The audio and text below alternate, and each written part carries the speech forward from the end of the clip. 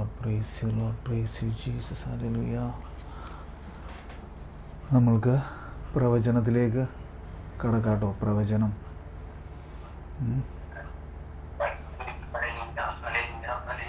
hallelujah, praise you Lord, thank you Lord.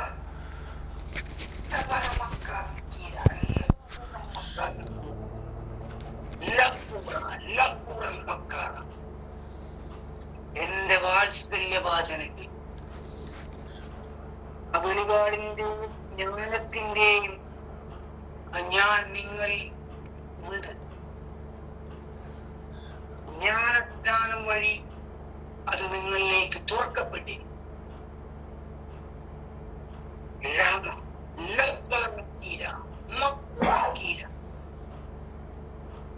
അത് നിങ്ങളിലേക്ക് തുറക്കപ്പെട്ടിരിക്കും. അന്വേഷിക്കുവിൻ, കണ്ട് മുട്ടുവിൻ, തുറക്കപ്പെടും.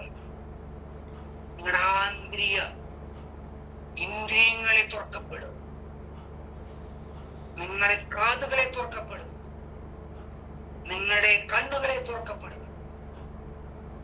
ഇത് വിശ്വസിക്കുകയും സ്വീകരിക്കുകയും. ആമേൻ, ആമേൻ. വചനത്തിന്റെ പൂർത്തീകരണമായിട്ട് 2 സൗഖ്യങ്ങളാണ്.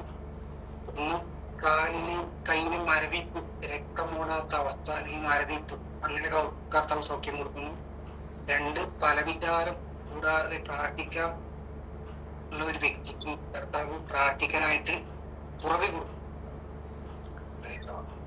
Hallelujah, praise you Lord, thank you Lord, praise you Jesus, hallelujah, hallelujah. Thank you Lord, praise you Lord, praise you Jesus, hallelujah, hallelujah, hallelujah, hallelujah, hallelujah.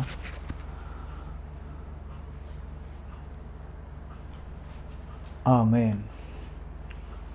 Isho മിശിഹായ്ക്ക് സ്തുതിയായിരിക്കട്ടെ, എപ്പോഴും എപ്പോഴും സ്തുതിയായിരിക്കട്ടെ. സൗഖ്യം നിങ്ങൾ കേട്ടോ, സൗഖ്യം കേട്ടോ നിങ്ങൾ. ഒന്ന്, കാലിലും കയ്യിലും രക്തയോട്ടം അല്ലേ, അതിന് ബുദ്ധിമുട്ടുള്ള അവസ്ഥയിലായിരിക്കുന്ന ആ ഒരവസ്ഥയെ അല്ലേ, രക്തം ഓടുന്ന അവസ്ഥയിലേക്ക് ആയി എന്നുള്ളതാണ്. ഇനി രണ്ടാമത്തെ എന്താണ്? പലവിചാരം കൂടാതെ പ്രാർത്ഥിക്കാനുള്ളൊരു അവസ്ഥയിലേക്ക് കർത്താവ് അങ്ങനെയുള്ള ഒരാളെ അല്ലേ, പല വിചാരമില്ലാതെ പ്രാർത്ഥിക്കാനുള്ളൊരു സാഹചര്യത്തിലേക്ക് കർത്താവ് മാറ്റിയാണ്. അപ്പം അങ്ങനെ 2 ഹീലിങ്ങുകളാണ് ഈ പ്രവചനത്തിൻ്റെ എന്താണ് സ്ഥിരീകരണമായിട്ട്. അപ്പോൾ നമ്മുടെ കത്തോലിക്ക സഭയുടെ മതബോധന ഗ്രന്ഥം 2642 ഖണ്ഡികയാണ് നമ്മളിപ്പോൾ പറയാൻ പോണത്. 2642.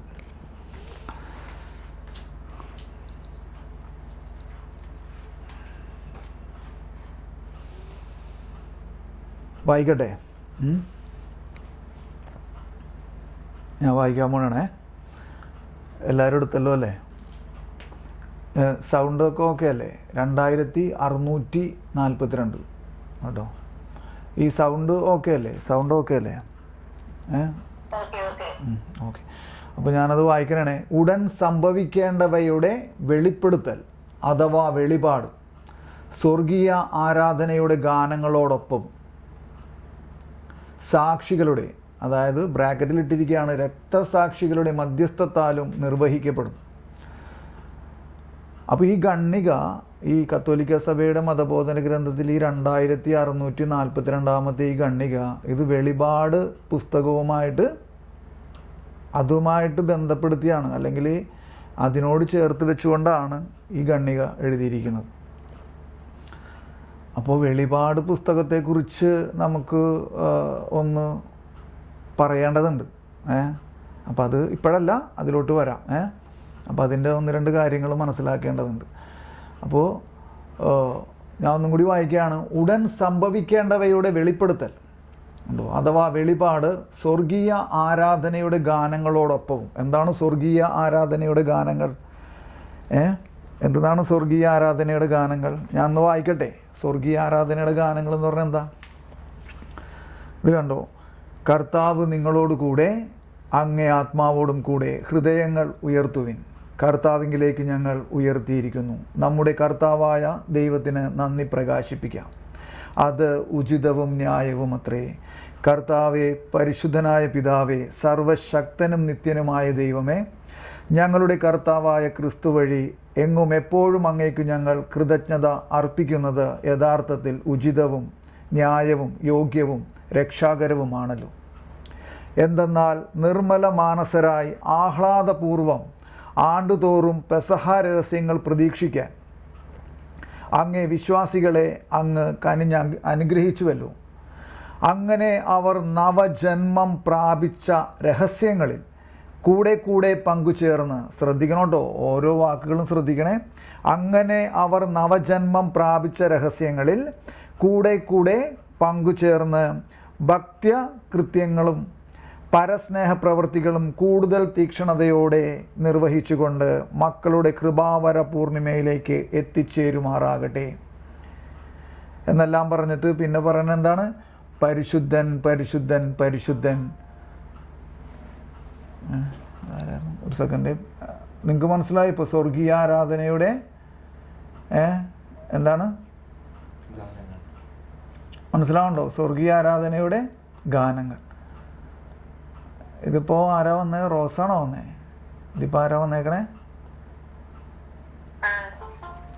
ഒരു സെക്കൻഡ്. ഷുഫ്, ഇതാണ് ഇതിൻ്റെ ഒരു വിഷയം.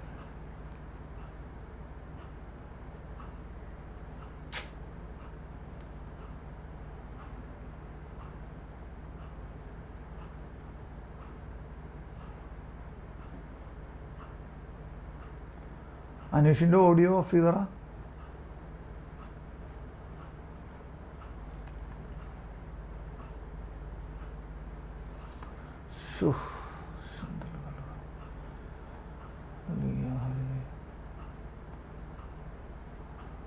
ഇതിപ്പോൾ ആരാ വന്നേക്കണേ?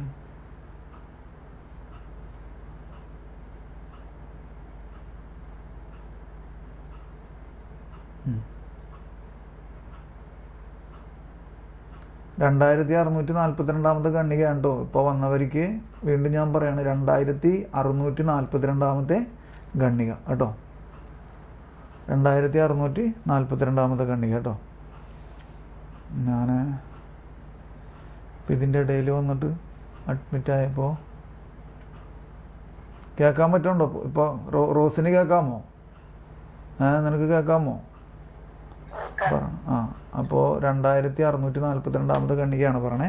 അപ്പോൾ ഞാനൊന്നും കൂടി വായിക്കാം. ഉടൻ സംഭവിക്കേണ്ടവയുടെ വെളിപ്പെടുത്തൽ അഥവാ വെളിപാട് സ്വർഗീയ ആരാധനയുടെ ഗാനങ്ങളോടൊപ്പവും സാക്ഷികളുടെ, അതായത് രക്തസാക്ഷികളുടെ മധ്യസ്ഥത്താലും നിർവഹിക്കപ്പെടും.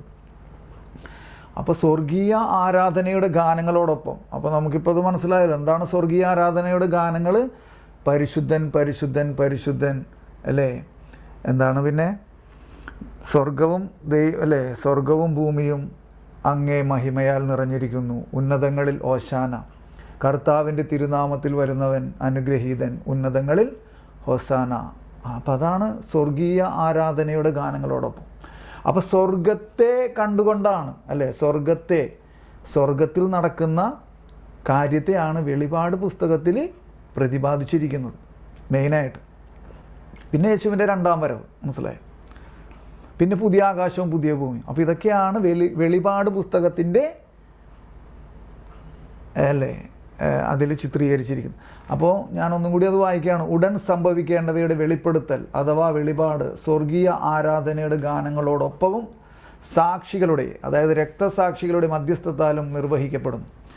അതിൻ്റെ ഇടയിൽ വചനങ്ങളൊക്കെ ഉണ്ട്. വചനങ്ങളൊക്കെ നമുക്ക് ഇത്തിരി നേരം കഴിഞ്ഞിട്ട് വായിക്കാം കേട്ടോ. അതിലേക്ക് പിന്നീട് വരാം.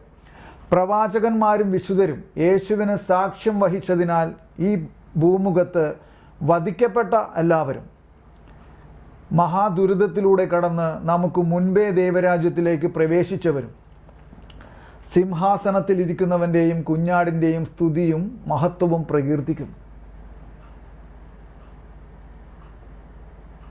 അവരുമായി ഐക്യപ്പെട്ട് ഭൂമിയിലുള്ള സഭയും പരീക്ഷണങ്ങളുടെ മധ്യേ വിശ്വാസത്തോടെ ഈ ഗീതങ്ങൾ ആലപിക്കുന്നു. അപ്പോൾ ഈ പറഞ്ഞ ഗീതങ്ങളാണത്. മനസ്സിലായോ? പരിശുദ്ധൻ പരിശുദ്ധൻ പരിശുദ്ധൻ. യാചനയാലും മധ്യസ്ഥത്താലും വിശ്വാസം എല്ലാ പ്രത്യാശയ്ക്കുമെതിരെ പ്രത്യാശ പുലർത്തുകയും എല്ലാ സമ്പൂർണ്ണ ദാനവും ആരിൽ നിന്ന് നിർഗളിക്കുന്നുവോ ആ പ്രകാശങ്ങളുടെ പിതാവിന് നന്ദി അർപ്പിക്കുകയും ചെയ്യുന്നു. അങ്ങനെ വിശ്വാസം സംശുദ്ധമായ സ്തുതിപ്പാണ്. ഞാനിപ്പോൾ ഇതിങ്ങനെ ഓടിച്ച് വായിച്ചു പോയതാണ്. നിങ്ങൾക്ക് ഈ ഖണ്ഡികയിൽ എന്താണ് പ്രത്യേകതയെന്ന് മനസ്സിലായോ? ഈ ഖണ്ഡികയിൽ ഏറ്റവും കാതലായ ഒരു ഘടകം ഒളിഞ്ഞിരിപ്പുണ്ട്. അത് പെട്ടെന്ന് പഴയ ആൾക്കാർക്കൊക്കെ ചിലപ്പോൾ അറിയാൻ പറ്റുമായിരിക്കാം. എന്താണ് ആ കാതലായ ഘടകം? മനസ്സിലാവുണ്ടോ നിങ്ങൾക്ക്? രണ്ട് കാര്യങ്ങളെ ഈ ഖണ്ഡികയിൽ യോജിപ്പിക്കുകയാണ്. രണ്ട് കാര്യങ്ങളെ ഞാൻ കൂടുതൽ പറഞ്ഞു കഴിഞ്ഞാൽ പെട്ടെന്ന് നിങ്ങൾക്ക് മനസ്സിലാകുമായിരിക്കും. രണ്ട് കാര്യങ്ങളെ ഈ ഖണ്ഡികയിൽ യോജിപ്പിക്കുകയാണ്. ഒന്നും കൂടി വ്യക്തമായി പറഞ്ഞാൽ ചിലപ്പോൾ അത് മനസ്സിലാവും. നിങ്ങൾക്ക് ആർക്കെങ്കിലും പിടികിട്ടിയോ? പിടികിട്ടിയോ? നമുക്കൊന്നും കൂടി അതിനെക്കുറിച്ച് പറയാം. ഞാനൊന്നും കൂടി ഫസ്റ്റ് തൊട്ട് അത് വായിച്ചു വരാം കേട്ടോ. ഉടൻ സംഭവിക്കേണ്ടവയുടെ വെളിപ്പെടുത്തൽ അഥവാ വെളിപാട് സ്വർഗീയ ആരാധനയുടെ ഗാനങ്ങളോടൊപ്പം 127 ആ ഫുട് നോട്ട് നോക്കിയേ. അതൊക്കെ ഒന്ന് ഒരാളൊന്ന് വായിച്ചേ. ഞാനെടുത്താൽ ഒന്ന് ആ വചനങ്ങളൊക്കെ നിങ്ങളൊന്ന് ഇതിലാരെങ്കിലും ഒരാളെ നിങ്ങളൊന്ന് നോക്കിയൊന്ന് വെളിപാട് പുസ്തകത്തിൽ 4-ാം അധ്യായം 8 മുതൽ 11 വരെയുള്ള വചനങ്ങളൊന്ന് വായിച്ചേ. 4-ാം അധ്യായം 8 മുതൽ 11 വരെയുള്ള വചനങ്ങൾ. അപ്പോൾ അതിൽ ആദ്യത്തെ വചനം മാത്രം അല്ലേ, അതിൽ ഒരു പ്രത്യേക ഇപ്പോൾ ഞാൻ തന്നെ എടുക്കേണ്ടി വരുമെന്ന് തോന്നണേ. 4-ാം അധ്യായത്തിൽ 8 മുതൽ 11 വരെയുള്ള. അപ്പോൾ നിങ്ങൾ ആ പഠന ബൈബിൾ എടുത്തോട്ടോ. പഠന ബൈബിൾ എല്ലാവരും എടുക്കണേ. 4-ാം അധ്യായം 8 മുതൽ 11 വരെയുള്ള വചനങ്ങളൊന്ന് നോക്കിയേ.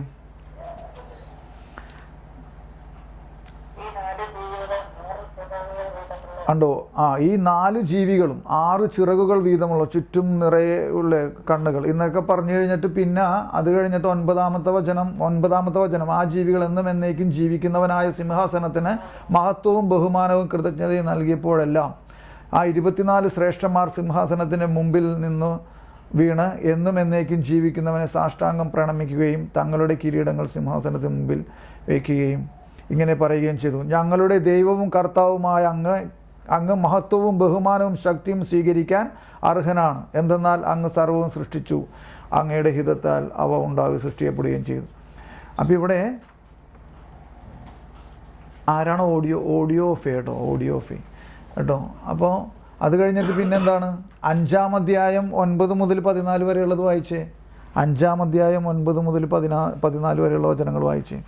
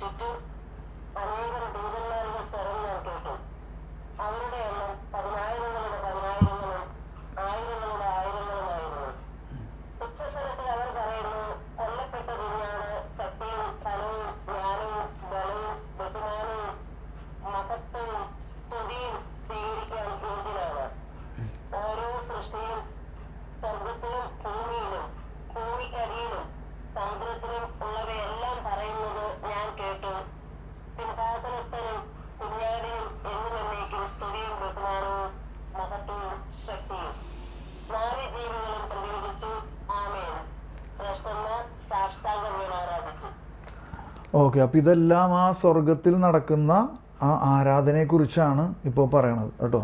അപ്പോൾ അതിനോട് അത് പ്രതിപാദിക്കുന്ന വചനങ്ങളാണ് നമ്മളിപ്പോൾ വായിച്ചതല്ല. അപ്പം ഞാൻ ഒന്നും കൂടി വായിക്കണേ. ഉടൻ സംഭവിക്കേണ്ടവയുടെ വെളിപ്പെടുത്തൽ അഥവാ വെളിപാട് സ്വർഗീയ ആരാധനയുടെ ഗാനങ്ങളോടൊപ്പവും സാക്ഷികളുടെ മധ്യസ്ഥത്താലും നിർവഹിക്കപ്പെടുന്നു. പ്രവാചകന്മാരും വിശുദ്ധരും യേശുവിന് സാക്ഷ്യം വഹിച്ചതിനാൽ ഈ ഭൂമുഖത്ത് വധിക്കപ്പെട്ട എല്ലാവരും മഹാദുരിതത്തിലൂടെ കടന്ന് നമുക്ക് മുൻപേ ദൈവരാജ്യത്തിലേക്ക് പ്രവേശിച്ചവരും സിംഹാസനത്തിലിരിക്കുന്നവൻ്റെയും കുഞ്ഞാടിൻ്റെയും സ്തുതിയും മഹത്വവും പ്രകീർത്തിക്കുന്നു. അതെന്താണ്? പരിശുദ്ധൻ പരിശുദ്ധൻ പരിശുദ്ധൻ. ഇതാണ് അല്ലേ മഹത്വവും ജ്ഞാനവും അല്ലേ. എന്തുകൊണ്ടെന്നാൽ രാജ്യവും മഹത്വവും അല്ലേ ശക്തിയും അല്ലേ എന്നും അങ്ങയുടേതാകുന്നു. ഇതാണ് സ്വർഗീയ ആരാധനയുടെ ഗാനം. അപ്പം ഇനി ശ്രദ്ധിക്കണം കേട്ടോ, നിങ്ങൾ ഇനി ശ്രദ്ധിക്കണേ. പിന്നെ നമ്മൾ ആ വചനങ്ങളിലേക്കൊന്നും പോണില്ല. വചനങ്ങൾ ഒരുപാട് അവിടെ എഴുതിയിട്ടുണ്ട്, അത് നിങ്ങൾ പിന്നീട് നോക്കിയാൽ മതി. അത് കുറച്ച് സമയം പോണോണ്ടിട്ടാണ് ഞാൻ. അപ്പോൾ ഇപ്പോൾ ശ്രദ്ധിക്കുക, അതിൻ്റെ സെൻറ്ററിലേക്ക് വരികയാണ്, ഈ ഗണ്ണികയുടെ സെൻറ്ററിലേക്ക് വരികയാണ്. ഈ രണ്ട് കാര്യങ്ങൾ ആയിട്ട് കോർത്തിണക്കിയിരിക്കണമെന്ന് നമ്മൾ പറഞ്ഞായിരുന്നു. ഈ ഗണ്ണികയെ ശ്രദ്ധിക്കണേ. അവരുമായി ഐക്യപ്പെട്ട് കണ്ടോ, അവരുമായി ഐക്യപ്പെട്ട്.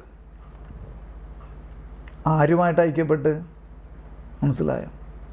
അവരുമായി ഐക്യപ്പെട്ട് ഭൂമിയിലുള്ള സഭയും പരീക്ഷണങ്ങളുടെ മധ്യേ വിശ്വാസത്തോടെ ഈ ഗീതങ്ങൾ ആലപിക്കുന്നു. അതായത് മനസ്സിലായോ? ശ്രദ്ധിക്കണോട്ടോ, നിങ്ങൾ ശ്രദ്ധിക്കണേ. അതായത് അവരുമായി ഐക്യപ്പെട്ട് എന്ന് പറഞ്ഞാൽ നമ്മൾ നേരത്തെ ഇപ്പോൾ പറഞ്ഞത് കണ്ടോ, ഈ റോമൻ മിസലിലെ ആമുഖഗീതി, ആമുഖഗീതിനെ കുറിച്ചാണ് നമ്മൾ നേരത്തെ വായിച്ചത്. ആ ആമുഖഗീതിയിൽ എന്തെന്നാൽ നിർമ്മല മാനസരായ ആഹ്ലാദപൂർവ്വം ആണ്ടുതോറും പെസഹ രഹസ്യങ്ങൾ പ്രതീക്ഷിക്കാൻ അങ്ങ് വിശ്വാസികളെ അനുഗ്രഹിച്ചുവല്ലോ. അങ്ങനെ അവർ നവജന്മം പ്രാപിച്ച രഹസ്യങ്ങളിൽ കൂടെ കൂടെ പങ്കുചേർന്ന് ഭക്തികൃത്യങ്ങളും പരസ്നേഹ പ്രവൃത്തികളും കൂടുതൽ തീക്ഷ്ണതയോടെ നിർവഹിച്ചുകൊണ്ട് മക്കളുടെ കൃപാവര പൂർണിമതയിലേക്ക് എത്തിച്ചേരുമാറാകട്ടെ. ശ്രദ്ധിക്കണേ. ആകയാൽ മാലാഖമാരോടും പ്രധാന മാലാഖമാരോടും ഭദ്രാസന്മാരോടും അധീശന്മാരോടും സ്വർഗീയ സൈന്യത്തിൻ്റെ എല്ലാ വൃന്ദങ്ങളോടുമൊത്ത് അവിരാമം, അതായത് വിരാമമില്ലാതെ പ്രകീർത്തിച്ചുകൊണ്ട് അങ്ങേ മഹത്വത്തിൻ്റെ ഗീതം ഞങ്ങൾ ആലപിക്കുന്നു. കണ്ടോ, അങ്ങേ മഹത്വത്തിൻ്റെ ഗീതം ഞങ്ങൾ ആലപിക്കുന്നു. വല്ലതും മനസ്സിലാവുണ്ടോ? അതായത് അവരുമായി ഐക്യപ്പെട്ട് എന്ന് പറയുമ്പോൾ ആരുമായിട്ട് ഐക്യപ്പെട്ടു എന്നാ പറയണേ? മനസ്സിലാവുണ്ടോ? വിജയസഭ. അപ്പം നമ്മൾ 3 അല്ലേ, സഭയെ 3 ഇതിൽ നമ്മളെ പഠിപ്പിക്കുന്നുണ്ട്. എന്തൊക്കെയാണ് വിജയസഭ അല്ലേ? വിജയസഭ, സഹനസഭ, സമരസഭ അല്ലേ. നമ്മൾ സമരസഭയിലാണ്. സഹനസഭ എന്ന് പറഞ്ഞാൽ അറിയാലോ അല്ലേ, ശുദ്ധീകരണ സ്ഥലത്തായിരിക്കുന്നവർ. വിജയസഭ ആരാണ്? വിജയസഭയിലുള്ള ആൾക്കാരെ കുറിച്ചാണ് ഇപ്പം നമ്മൾ വെളിപാട് പുസ്തകത്തിൽ വായിച്ചത്. മനസ്സിലായോ? ഈ പറഞ്ഞ പ്രവാചകന്മാരും വിശുദ്ധരും യേശുവിന് സാക്ഷ്യം വഹിച്ചതിനാൽ ഈ ഭൂമുഖത്ത് വധിക്കപ്പെട്ട എല്ലാവരും മഹാദുരിതത്തിലൂടെ കടന്ന് നമുക്ക് മുൻപേ ദൈവരാജ്യത്തിലേക്ക് പ്രവേശിച്ചവരും. അപ്പം ഇവരെല്ലാം എവിടെയാണ്? വിജയസഭയിലാണ്. അപ്പം ഈ വിജയസഭയുമായിട്ട് ഐക്യപ്പെട്ട്, മനസ്സിലാവുണ്ടോ ഞാൻ പറഞ്ഞു വരണേ? അവരുമായി ഐക്യപ്പെട്ട് എന്ന് പറഞ്ഞാൽ ഇനി ഞാൻ അപ്പോൾ തപസ് കാലത്തെ 1, 2, 3 ആമുഖഗീതികളാണ് റോമൻ മിസലിൽ ഞാൻ വായിക്കണത്.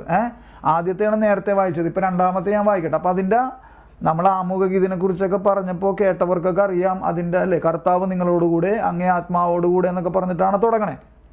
അത് കഴിഞ്ഞിട്ട് അപ്പോൾ അത് കോമൺ ആയിട്ട് അത് കഴിഞ്ഞ് ഞാനിപ്പോൾ വായിക്കുന്നില്ല, അതിൻ്റെ അടിയിലേക്കുള്ള കാര്യങ്ങൾ മാത്രം വായിക്കാം. രണ്ടാമത്തെ ആമുഖഗീതി വായിക്കാം കേട്ടോ. മാനസങ്ങളുടെ പരിശുദ്ധി വീണ്ടെടുക്കാൻ സവിശേഷമായ കാലം കൃപാപൂർവം അങ്ങേ മക്കൾക്ക് അങ്ങ് കൽപ്പിച്ചു നൽകിയല്ലോ. അതുവഴി അമിതമായ അഭിലാഷങ്ങളിൽ നിന്ന് വിമുക്തമായ മനസ്സോടെ അവർ നശ്വരമായവയിൽ നിന്ന് മോചിതരായി അനശ്വരമായവയിൽ മുഴുകുവാനും ഇടയാകുമാറാകട്ടെ. ആകയാൽ വിശുദ്ധരോടും സകല മാലാഖമാരോടും ചേർന്ന്, കണ്ടോ, നിങ്ങളുടെ സ്വരത്തോട് ഞങ്ങളുടെ സ്വരം ചേരാൻ. മനസ്സിലായോ? ഇങ്ങനെയൊക്കെയുള്ള പ്രാർത്ഥനകൾ നമ്മൾ ലിറ്റർജിയിൽ ശ്രദ്ധിച്ചിട്ടുണ്ടോ? ആ പരിശുദ്ധൻ പരിശുദ്ധൻ പരിശുദ്ധൻ എന്ന് തുടങ്ങണേക്ക് മുമ്പുള്ള പ്രാർത്ഥന അതാണ് ആമുഖഗീതിയുടെ എൻ്റാണത്. മനസ്സിലായോ? ആ ആമുഖഗീതി അവസാനിക്കുന്നതോടുകൂടിയാണ് പരിശുദ്ധൻ പരിശുദ്ധൻ എന്ന പ്രാർത്ഥന ആരംഭിക്കുന്നത്. അതാണ് സ്വർഗീയ ആരാധനയുടെ ഗാനങ്ങളോടൊപ്പവും എന്ന് പറഞ്ഞത്. സിംഹാസനസ്ഥനായിരിക്കുന്നവനെയും കുഞ്ഞാടിനെയും സ്വർഗത്തിൽ വിജയസഭയിലായിരിക്കുന്നവർ ആരാധിച്ചുകൊണ്ടിരിക്കുകയാണ്. ആ ആരാധനയുടെ മുൻ ആസ്വാദനമാണ് ഭൂമിയിലെ ജെറുസലേമിൽ നടക്കുന്നത്. അതായത് നമ്മൾ ഇന്ന് അർപ്പിച്ച ആരാധനക്രമം എന്തിൻ്റെ മുന്നാസ്വാദനമാണ്? സ്വർഗത്തിൽ നടക്കുന്ന ആരാധനയുടെ മുൻ ആസ്വാദനമാണ്. അതായത് ഭൂമിയിലുള്ള എല്ലാ ദൈവാലയങ്ങളും ആ ദൈവാലയങ്ങളുടെ അൾത്താരകളും അല്ലെങ്കിൽ മദ്ബഹകളും എന്തിനെ സൂചിപ്പിക്കുന്നു എന്ന് നമ്മൾ പറഞ്ഞിട്ടുണ്ട്. നമ്മൾ പറഞ്ഞേക്കണല്ല, സഭ എന്തെന്നാ പറഞ്ഞേക്കണേ, നമ്മളെ പഠിപ്പിച്ചേക്കണ എന്തെന്നാ, സ്വർഗീയ ജെറുസലേമിൻ്റെ ഒരു മുൻ അവതരണമാണ്, അല്ലെ മുൻ ആസ്വാദനമാണ് എന്ത്, ഭൂമിയിലെ ദൈവാലയത്തിലെ എല്ലാ അൾത്താരകളും അല്ലെങ്കിൽ മദ്ബഹകളും. മനസ്സിലാവുന്നുണ്ട്? അപ്പോൾ സ്വർഗത്തിൽ നടക്കുന്ന ലിറ്റർജിയുടെ ഒരു മുൻ അവതരണമാണ്, മുൻ ആസ്വാദനമാണ് എന്ത്, ഭൗമിക ജെറുസലേമിൽ, ഭൂമിയിലെ ജെറുസലേമിൽ നടക്കുന്ന ഓരോ ആരാധനക്രമവും. മനസ്സിലായോ? അപ്പോൾ ആരുമായിട്ട് ഐക്യപ്പെടണ, ആദ്യം ആരുമായിട്ടാണ് ഐക്യപ്പെടണേ? ഈ സ്വർഗത്തിൽ വിജയസഭയിലായിരിക്കുന്നവരുടെ എന്താ വേണ്ടോ, അവരുടെ സ്വരത്തോടൊപ്പം ഞങ്ങളുടെ സ്വരവും ചേരാൻ. കണ്ടോ, അവരുടെ സ്വരത്തോടൊപ്പം ഞങ്ങളുടെ സ്വരവും ചേരാൻ. മനസ്സിലായോ? ഇനി ഞാൻ ഒരുപാട് അതിൽ വായിക്കണില്ല, മനസ്സിലായോ? എന്നാലും ഒരെണ്ണം കൂടി വായിക്കാം. ഞാൻ ഒന്നും കൂടി വായിക്കട്ടെ. മൂന്നാമത്തെ തപസ്കാലം 3-ാം ആമുഖഗീതി. അപ്പോൾ ആത്മപരിത്യാഗം വഴി അങ്ങേക്ക് ഞങ്ങൾ നന്ദി അർപ്പിക്കണമെന്ന് അങ്ങ് തിരുവുള്ളമായി. അഹങ്കാരം അമർത്തുന്നതിനും വിശക്കുന്നവർക്ക് ആഹാരം ലഭ്യമാക്കിക്കൊണ്ട് അങ്ങേ കാരുണ്യം അനുകരിക്കുന്നതിനും ഇടയാക്കുമല്ലോ. ആകയാൽ എണ്ണമറ്റ മാലാഖമാരോടും ചേർന്ന് ഏകസ്വരത്തിൽ സ്തുതിച്ചുകൊണ്ട് ഞങ്ങളങ്ങയെ. ഞങ്ങളെവിടെ? ഞങ്ങളാരാണ്? ഈ സമരസഭയിലായിരിക്കുന്നവർ. മനസ്സിലായോ? മനസ്സിലാവുണ്ടോ? ഞങ്ങളാരാണ്? അവരുമായി ഐക്യപ്പെട്ട് ഭൂമിയിലുള്ള സഭയും. മനസ്സിലായോ? അപ്പം ഞാൻ പറഞ്ഞു വന്നത് ഒറ്റ വാക്കിൽ അതിനെ കൂടുതൽ ക്ലാരിറ്റി തരികയാണ്. അതായത് അവരുമായി ഐക്യപ്പെട്ടെന്ന് പറഞ്ഞാൽ വിജയസഭയുമായിട്ട് ഐക്യപ്പെട്ട് ഭൂമിയിലുള്ള സഭ എന്ന് പറഞ്ഞാൽ സമരസഭയും. സമരസഭയും വിജയസഭയും കൂടി ഉണ്ടോ? മനസ്സിലാവുണ്ടോ? സമരസഭ അല്ലേ, വിജയസഭയോട് ഐക്യപ്പെട്ട് സമരസഭയും, അതാണ് ഭൂമിയിലുള്ള. അപ്പോൾ ഒന്നും കൂടി CCCയുടെ അവിടെ നോക്കി ആ സെൻറ്ററിൽ അവരുമായി ഐക്യപ്പെട്ട്, ആരുമായിട്ട് ഐക്യപ്പെട്ട് ഈ വിജയസഭയിലുള്ള. അപ്പോൾ ആ അർത്ഥത്തിലാണ് ഈ ആമുഖ ഗീതിയുടെയൊക്കെ ആ പരിശുദ്ധൻ എന്ന് തുടങ്ങണേക്ക് മുമ്പ് പുരോഹിതൻ എന്താണ് പ്രാർത്ഥിച്ചു വെക്കണേ? എല്ലാ സ്വർഗീയ സൈന്യങ്ങളുടെ അല്ലേ, അവരുടെ സ്വരത്തോടൊത്ത് ഞങ്ങളുടെ സ്വരവും ചേരാൻ, അല്ലേ, അവരുടെ സ്വരത്തോടൊത്ത് ഞങ്ങളുടെ സ്വരവും ചേരണമേ എന്ന് ഞങ്ങൾ പ്രാർത്ഥിച്ചുകൊണ്ട് അവിരാമം ഞങ്ങളും ആലപിക്കുന്നു ഹോസാന ഹോസാന ഹോസാന. മനസ്സിലാവുണ്ടോ? അപ്പം നമ്മുടെ ഈ ഇന്ന് നമ്മൾ പങ്കെടുത്ത ആരാധനക്രമത്തിൽ, അല്ലെ നമ്മൾ നിരന്തരം പങ്കെടുക്കുന്ന ആരാധനക്രമത്തിൽ ഈ പരിശുദ്ധൻ എന്ന ഗാനം, ആ ഗാനാലാപനത്തിലേക്ക് നമ്മൾ കടക്കുമ്പോൾ നമ്മുടെ ആരുമായിട്ടാണ് ഐക്യപ്പെടണേ? മനസ്സിലാവുണ്ടോ? അപ്പം അവിടെ അശ്രദ്ധമായിട്ട് നിൽക്കാൻ പറ്റുമോ? നിൽക്കണോ? അത് നിന്നാൽ ശരിയാകുമോ? അങ്ങനെ അതിൻ്റെ ഒരു പൊരുള് വാക്കുകൾ കൊണ്ട് പറഞ്ഞ് മനസ്സിലാക്കി തരാൻ പറ്റുമോ? പറയുന്ന ആൾക്കേ വാക്കുകൾ കൊണ്ട് അത് പറഞ്ഞ് മനസ്സിലാക്കി എത്രത്തോളം അതിൻ്റെ ആ ഗൗരവത്തെ പറഞ്ഞ് അവതരിപ്പിക്കാൻ പറ്റും? എനിക്കിതിൽ കൂടുതൽ അത് പറഞ്ഞ് മനസ്സിലാക്കി തരാൻ എനിക്ക് കഴിവില്ല. നിങ്ങൾക്കത് മനസ്സിലാകണുണ്ടോ എന്ന് ഞാൻ ഇടയ്ക്കിടയ്ക്ക് ചോദിക്കണം. നിങ്ങൾക്ക് മനസ്സിലാക്കാൻ കഴിവില്ല എന്ന അർത്ഥത്തിലല്ല, അത് കൂടുതൽ ഗ്രഹിക്കാൻ സാധിക്കുന്നുണ്ടോ എന്നൊക്കെ ചോദിക്കണതേ അത് വേറൊരു അർത്ഥതലത്തിലാണ്. അത് നിങ്ങൾക്കതിന് കഴിവില്ല എന്ന അർത്ഥത്തിലല്ല, അത് മനസ്സിലാവുണ്ടോ? അതിൻ്റെ ഒരു ആകാംക്ഷയാണ്, ക്യൂരിയോസിറ്റിയാണ്, അല്ലേ? അത് മനസ്സിലായോ എന്ന് ചോദിക്കണതേ. നിങ്ങൾ കഴിവില്ലാത്ത, ഈ കേൾക്കുന്ന ആൾക്കാർ കഴിവില്ലാത്ത ആൾക്കാരാണെന്നുള്ളൊരു ചിന്താധാര ചിലപ്പോൾ വന്നേക്കാം. അങ്ങനെയല്ല, ആ അർത്ഥത്തിലല്ല. മനസ്സിലാവുണ്ടോ? ഇത് മനസ്സിലാകണുണ്ടോ എന്ന് ചോദിക്കണത് ഏറ്റവും നല്ല അർത്ഥത്തിലാണ്. മനസ്സിലായോ? അപ്പം ഇതിനൊരു വിഷയമുണ്ട്. ഈ മനസ്സിലായോ എന്ന് ചോദിച്ചതിനൊരു വിഷയം ഉണ്ടായിട്ടുണ്ട്. അതുകൊണ്ടിട്ടാണ് ഞാനിത് എടുത്ത് പറയാൻ കാരണം. അതൊന്ന് പറഞ്ഞേക്കട്ടെ. എന്നാ ഒരു വീട്ടിൽ കൊച്ചച്ഛൻ എന്ന ഒരു യൂണിറ്റിൽ വിളിച്ചുകൊണ്ട് പോയേക്കനാണ് കുറേ വർഷങ്ങൾക്ക് മുമ്പ് കുർബാനനെ കുറിച്ച് പറയാൻ. ഒരിടവകയിലെ കൊച്ചച്ഛൻ ഒക്കെ കന്യാസ്ത്രീമാരൊക്കെ ഉണ്ട്. അപ്പോൾ അങ്ങനെ 10-25ഓളം 30ഓളം കുടുംബങ്ങളുണ്ട്. അപ്പോൾ അവരോട് ഇങ്ങനെ കുർബാനനെ കുറിച്ച് പറഞ്ഞുകൊണ്ട് ഇന്നിപ്പോൾ ഞാൻ മനസ്സിലായോ എന്ന് 2-3 പ്രാവശ്യം ചോദിച്ചപ്പോൾ അതിലൊരു ചേച്ചി പറഞ്ഞു, താൻ പറഞ്ഞൊക്കെ ഞങ്ങൾക്ക് മനസ്സിലാകാറുണ്ട്, താനിന് ഒരുപാട് മനസ്സിലായോ എന്ന് ചോദിക്കേണ്ട കാര്യം ഇല്ല. മനസ്സിലായോ? അപ്പോഴും മനസ്സിലായോ? അപ്പോൾ അതെനിക്ക് മനസ്സിലായി.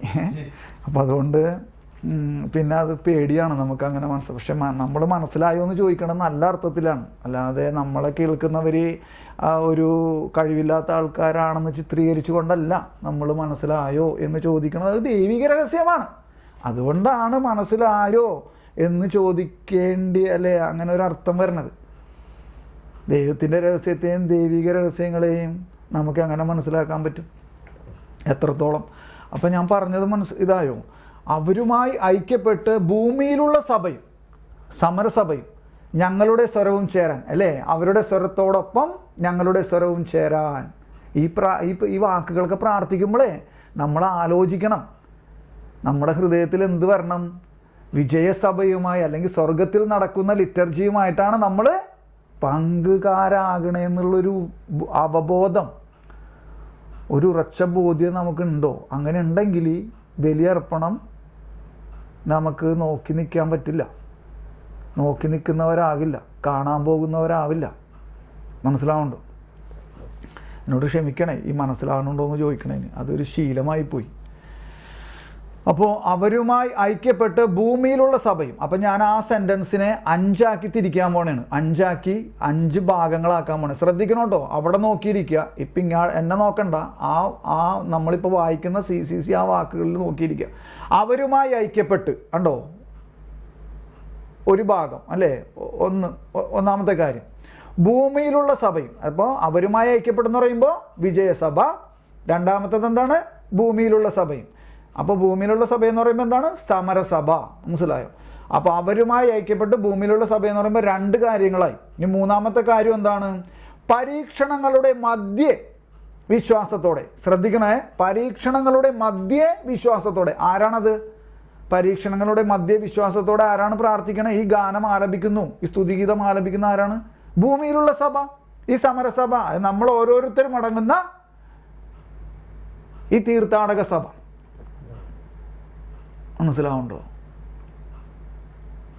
അപ്പോൾ ഭൂമിയിലുള്ള സഭയും. അപ്പോൾ ഒന്നാമത്തെ കാര്യം എന്താണ്? അവരുമായി ഐക്യപ്പെട്ട്. ആരുമായിട്ടാണ് ഐക്യപ്പെടുന്നത്? വിജയസഭയുമായിട്ട്. ആരൈക്യപ്പെടുന്നു? ഭൂമിയിലുള്ള സഭ, സമരസഭ ഐക്യപ്പെടുന്നു. അപ്പോൾ 2 കാര്യങ്ങളായോ? 2ആയിട്ട് മുറിച്ചേ. ഇനി മൂന്നാമത്തെ ഞാൻ മുറിക്കാൻ പോണേണ്. അല്ലേ, പരീക്ഷണങ്ങളുടെ മധ്യ വിശ്വാസത്തോടെ.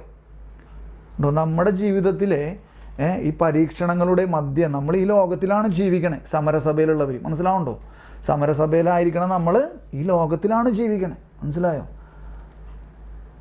അപ്പം ഈ ലോകത്തിൽ ജീവിക്കണ അവസ്ഥയിൽ എന്താണ് സംഭവം? എന്തുണ്ടാവുമെന്ന് ഇവിടെ എഴുതിയേക്കണേ? പരീക്ഷണങ്ങളുടെ മധ്യേ അല്ലേ. പക്ഷെ മറ്റൊരു കാര്യം കൂടി എഴുതി ചേർത്തേക്കണം. എന്താണ്? വിശ്വാസത്തോടെ. ഈ പരീക്ഷണങ്ങളുടെ മധ്യേ വിശ്വാസത്തോടെ നമുക്ക് നിൽക്കാൻ സാധിക്കുന്നുണ്ടോ? അല്ലെങ്കിൽ അല്ലേ, നമുക്കത് കറക്റ്റായിട്ട് പറയാൻ പറ്റുമോ? വിശ്വാസത്തോടെ എന്ന്.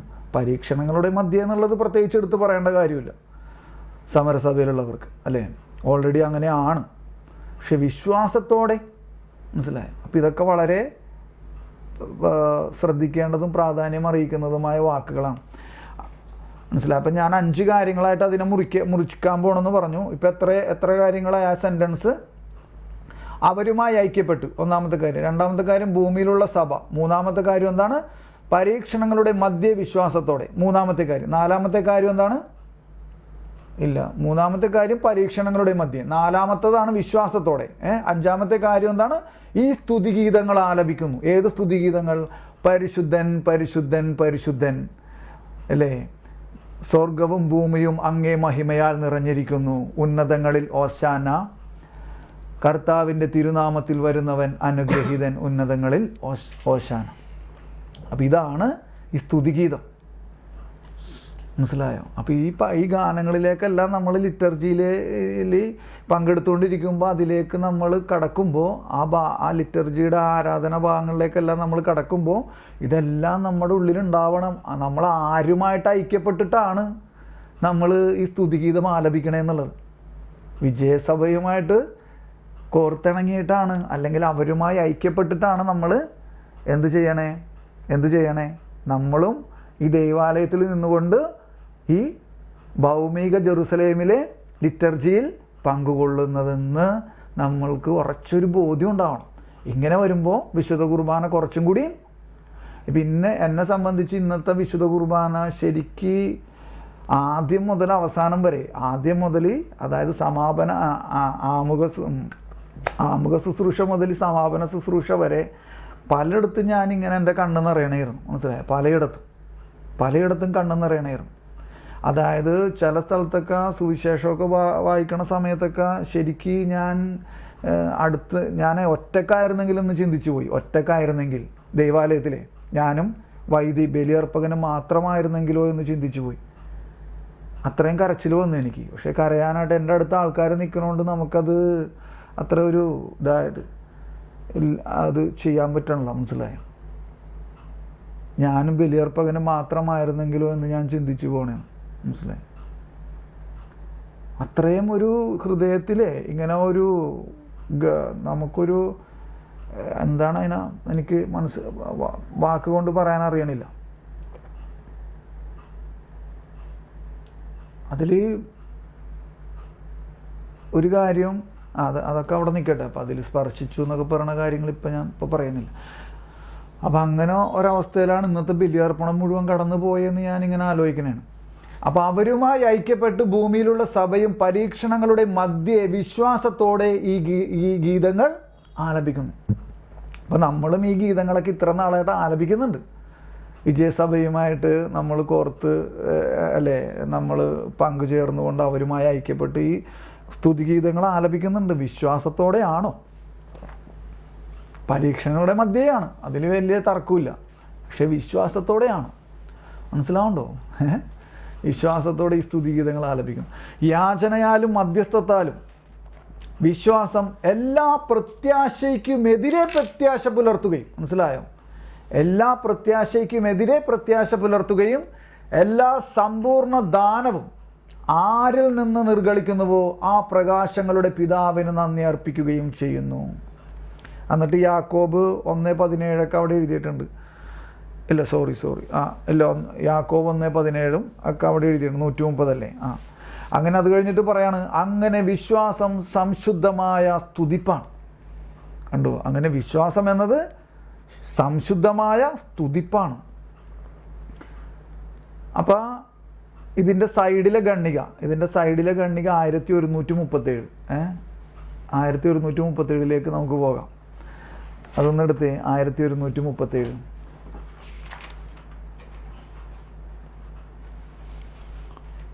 Hallelujah, praise you Lord, thank you Lord, praise you Jesus, hallelujah, hallelujah, thank you Lord, praise you Lord, praise you Jesus. ഇതിപ്പോൾ എല്ലാവരും കേൾക്കണുണ്ടല്ലോ അല്ലേ? കേൾക്കാൻ പറ്റുന്നുണ്ടോ എല്ലാവർക്കും? സൗണ്ട് ഓക്കെ അല്ലേ? ഓക്കെ. അപ്പോൾ 1137 ഗണ്ണിക ഞാൻ വായിക്കാൻ പോകണം. എല്ലാവരും എടുത്തോ? വായിക്കട്ടെ.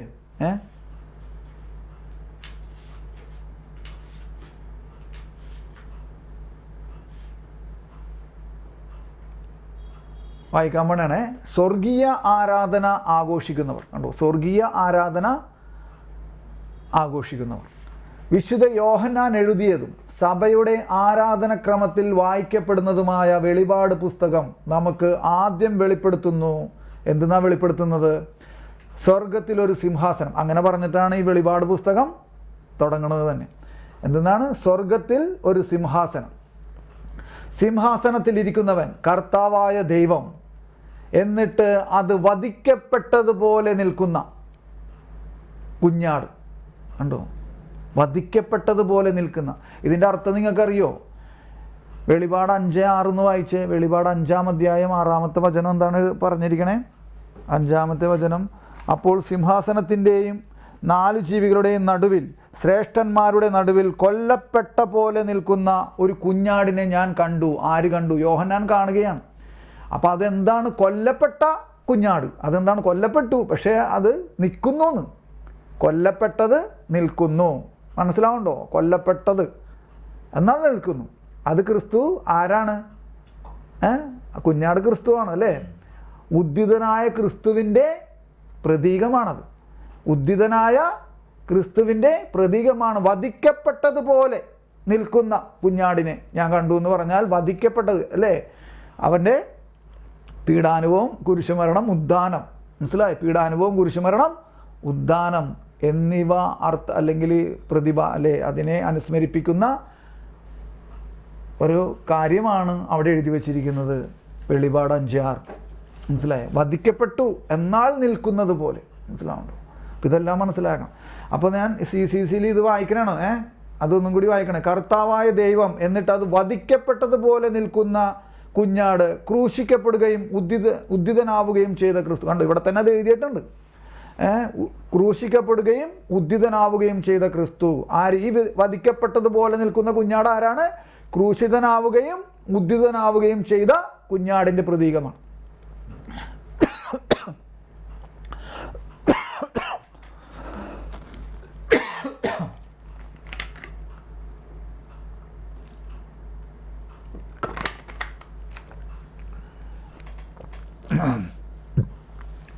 ഉദ്ധിതനാവുകയും ചെയ്ത ക്രിസ്തു.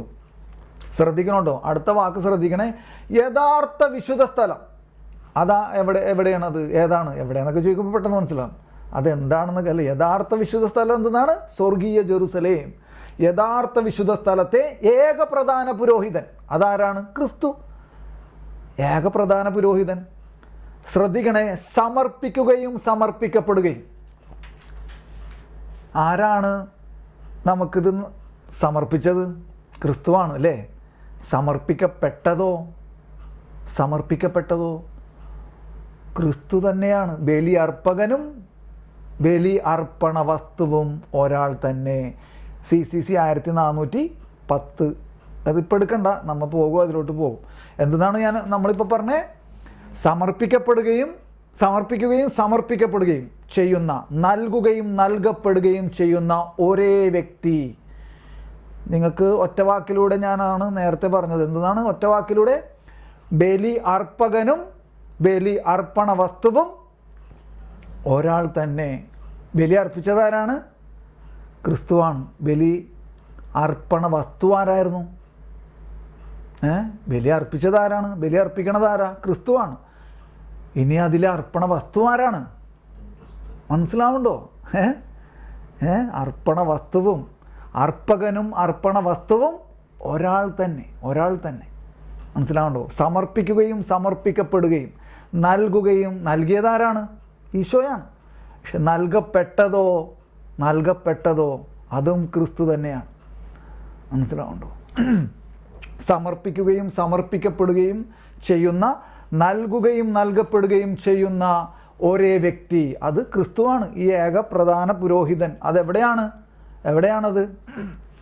യഥാർത്ഥ വിശുദ്ധ സ്ഥലത്ത്. മനസ്സിലായോ? അതിൻ്റെ മുൻ ആസ്വാദനവും മുൻ അവതരണവുമാണ് എന്ത്? നമ്മുടെ നമ്മൾ ഈ ഭൂമിയിൽ കാണുന്ന ആരാധനക്രമം. അപ്പം അതിനെ നമുക്ക് നിസ്സാരമായിട്ട് കാണാൻ പറ്റുമോ? അതിൽ നിസ്സാരമായിട്ട് പങ്കെടുക്കാൻ പറ്റുമോ? അതിനെ നമുക്ക് ഒരു അനുഭവമില്ലാതെ നമുക്ക് പോകാൻ പറ്റുമോ? ദൈവത്തിൻ്റെയും കുഞ്ഞാടിൻ്റെയും സിംഹാസനത്തിൽ ഒഴുകുന്ന ജീവജലത്തിൻ്റെ നദി പരിശുദ്ധാത്മാവിനെ കുറിച്ചുള്ള ഏറ്റവും മനോഹരമായ പ്രതീകങ്ങളിലൊന്നാണ്. അതൊക്കെ നമുക്കറിയാം.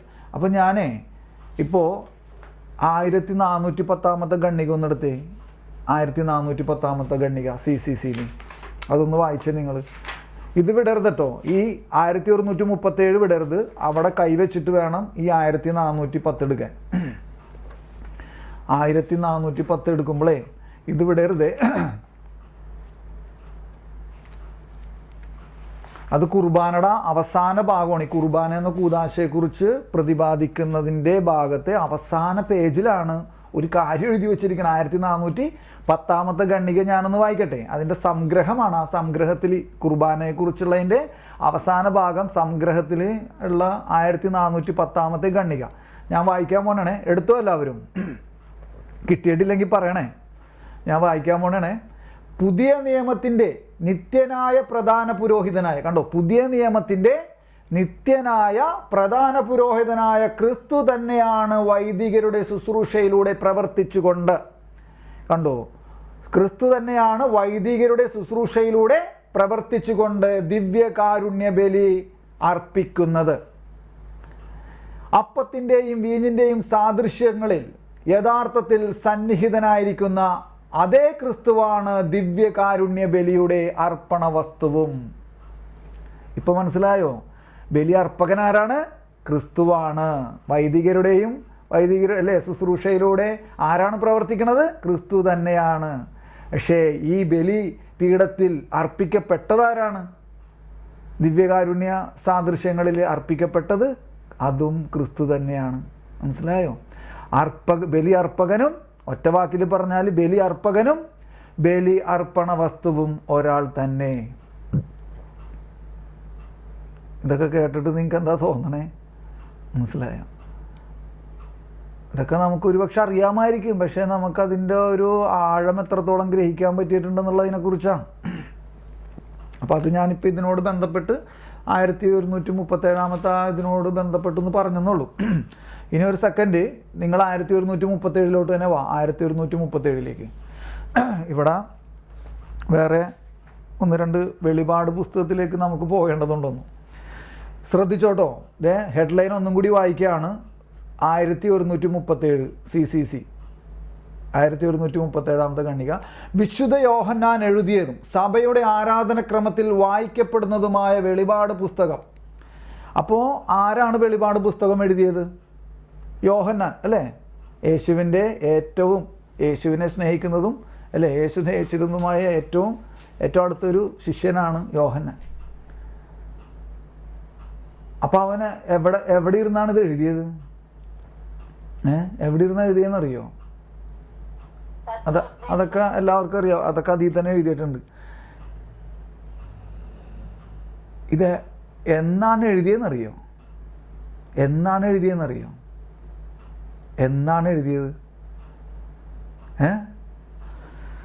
ഈ പഠന ബൈബിൾ എടുത്തേ. നിങ്ങളൊന്ന് പഠന ബൈബിൾ എടുത്തേ. എന്നിട്ട് 1-ാം അധ്യായം 9-ാമത്തെ വചനം മുതൽ 9 മുതലുള്ള വചനങ്ങൾ ഞാനൊന്ന് ഓടിച്ചു വായിക്കുകയാണ്. 9 മുതൽ 9-ഉം 10-ഉം വചനങ്ങൾ ഞാനൊന്ന് ഓടിച്ചു വായിക്കാൻ പോണെയാണ്. നിങ്ങളുടെ സഹോദരനും ക്ലേശങ്ങളിലും രാജ്യത്തിലും സഹനശക്തിയിലും യേശുക്രിസ്തുവിൽ നിങ്ങളോട് പങ്കുചേർന്നവനുമായ യോഹന്നാൻ എന്ന ഞാൻ ദൈവവചനത്തെയും യേശുവിൻ്റെ സാക്ഷ്യത്തെയും പ്രതി പാത്മോസ് എന്ന് വിളിക്കപ്പെടുന്ന ദ്വീപിലായിരുന്നു. കർത്തൃദിനത്തിൽ ഞാൻ ആത്മാവിലായിരിക്കെ. കർത്തൃദിനം അത് വരാട്ടോ, പരാമർശം അത് വരാം. നമുക്ക് അടിയിലേക്ക് അതിൻ്റെ ഫുട് നോട്ടിലേക്ക് നമുക്ക് പോകാം. പഠന ബൈബിൾ എല്ലാവരും എടുക്കണം. POC മറ്റേ ബൈബിളല്ല, സാധാരണ ബൈബിളല്ല, പഠന ബൈബിൾ എല്ലാവരും എടുക്കണേ. കർത്തൃദിനത്തിൽ ഞാൻ ആത്മാവിലായിരിക്കെ എൻ്റെ പിന്നിൽ നിന്ന് കാഹളത്തിൻ്റേത് പോലുള്ള ഒരു വലിയ സ്വരം പറയുന്നത് കേട്ടു. ഇപ്പോൾ നമ്മളിനി അതിൻ്റെ ഫുട് നോട്ടിലേക്ക് പോവാണ്. 1-ാം അധ്യായം 10 മുതലുള്ള വചനങ്ങൾ കർത്തൃദിനത്തിൽ എന്ന് പറഞ്ഞിട്ട് നമ്മൾക്ക് കാണാൻ പറ്റും, ചെറിയ അക്ഷരങ്ങളിൽ എഴുതിയിരിക്കുന്നത്. അവിടെ തൊട്ട് ഞാൻ വായിക്കാൻ പോണേണ്. ഗ്രീക്ക് ഭാഷയിൽ ബൈബിളിൽ ഇവിടെ മാത്രം കാണുന്ന ഹെമേറോ ക്യൂരിയാക്കെ എന്ന പ്രയോഗം ഉയർത്തെഴുന്നേറ്റ കർത്താവിനെ അനുസ്മരിപ്പിക്കുന്ന ഞായറാഴ്ചയെ സൂചിപ്പിക്കുന്നു. എന്താണ്? ഉയർത്തെഴുന്നേറ്റ കർത്താവിനെ അനുസ്മരിപ്പിക്കുന്ന ഞായറാഴ്ചയെ സൂചിപ്പിക്കുന്നു. അപ്പൊ കർത്തൃദിനം എന്ന് പറഞ്ഞാൽ അല്ലേ ആഴ്ചയുടെ 1-ാം ദിവസം. ആഴ്ചയുടെ 1-ാം ദിവസം എന്ന് പറഞ്ഞാൽ യേശുക്രിസ്തുവിൻ്റെ ഉദ്ധാനത്തിന് ശേഷം എന്തും കൂടിയായിട്ട് ആഘോഷിക്കപ്പെടുന്നു? അപ്പം മുറിക്കൽ ശുശ്രൂഷയുടെ ദിവസം കൂടിയാണത്. അപ്പൊ എന്നാണ് എഴുതപ്പെട്ടത്? എന്നാണ് എഴുതപ്പെട്ടത്? വെളിപാട് പുസ്തകം എഴുതപ്പെട്ടത് ഒരു കർത്തൃദിനത്തിൽ. ഇനി നമുക്ക് അടിയിലോട്ട് വരാം കേട്ടോ. ഇനി അടിയിലോട്ടെന്ന് വെച്ചാൽ ആ കർത്തൃദിനം യോഹന്നാൻ 1:10 എന്ന് പറഞ്ഞൊരു ഒരു കോളത്തിൽ ഏറ്റവും അടിയിൽ എഴുതിയിരിക്കണുണ്ടോ? അപ്പം അത് കുറച്ച് കാര്യങ്ങളുണ്ട്. പക്ഷെ അതിൻ്റെ സെൻട്രലിൽ തൊട്ട് അതിൻ്റെ നടുക്ക് തൊട്ട് ഞാൻ വായിക്കാനുണ്ടോ? നടുക്ക് തൊട്ട് ആദിമസഭയിലെ അപ്പം മുറിക്കൽ ശുശ്രൂഷയാണ് ഇത് അർത്ഥമാക്കുന്നത്. ഏത്? ഈ പറഞ്ഞ കാര്യങ്ങൾ, അതിൻ്റെ പൊക്കത്ത് പറഞ്ഞിരിക്കുന്ന കാര്യങ്ങളൊക്കെയാണ് അർത്ഥമാക്കുന്നത്. യേശുവിൻ്റെ മരണോദ്ധാനങ്ങളുടെ അനുസ്മരണമായ അപ്പം മുറിക്കൽ ശുശ്രൂഷയ്ക്കായി ആദിമസഭ ഒരുമിച്ച് കൂടിയിരുന്നത് ആഴ്ചയുടെ ആദ്യ ദിനമായിരുന്നു. ആദിമസഭയുടെ കാലത്തുള്ള രചനകളിൽ ഈ അർത്ഥത്തിൽ കർത്തൃദിനമെന്ന പ്രയോഗം കാണാം.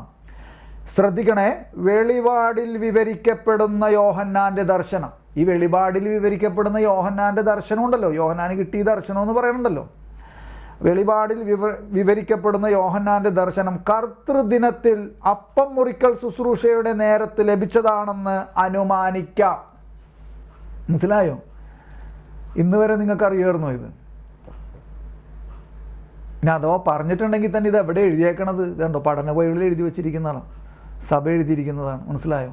കർത്തൃദിനം എന്ന് പറഞ്ഞാൽ ആഴ്ചയുടെ ആദ്യ ദിവസം, അപ്പം മുറിക്കൽ ശുശ്രൂഷയുടെ ദിവസം, അത് അവന് ആ ദർശനം കിട്ടിയതായിട്ടാണ് സഭ നമ്മളെ പഠിപ്പിക്കണത്. അതിൻ്റെ പശ്ചാത്തലം കണ്ടോ? കർത്തൃദിനത്തിൽ അവൻ ആത്മാവിലായിരിക്കും. അനുമാനിക്കാം. വെളിപാടിൻ്റെ ദൈവശാസ്ത്ര ലോകത്തിലേക്കുള്ള കിളിവാതിലാണ് കർത്തൃദിനം. അപ്പോൾ ഇതൊക്കെ കുറച്ച് ചില സ്ഥലത്തൊക്കെ നമുക്ക് പെട്ടെന്ന് മനസ്സിലാക്കാനും ബുദ്ധിമുട്ടുണ്ട്. ഇനി ഒരു കാര്യം കൂടി നിങ്ങൾക്ക് സൂചിപ്പിക്കട്ടെ. ഈ 1-10 കർത്തൃദിനത്തിലായിരിക്കുക എന്ന് പറഞ്ഞിട്ട് ദിനത്തിൽ എന്ന് പറഞ്ഞിട്ട് ആത്മാവിലായിരിക്കേ എന്ന് പറഞ്ഞിട്ടില്ലേ? ആത്മാവിലായിരിക്കുക എന്നുള്ള ആ ഒരു ഫുട് നോട്ട് നോക്കിയേ.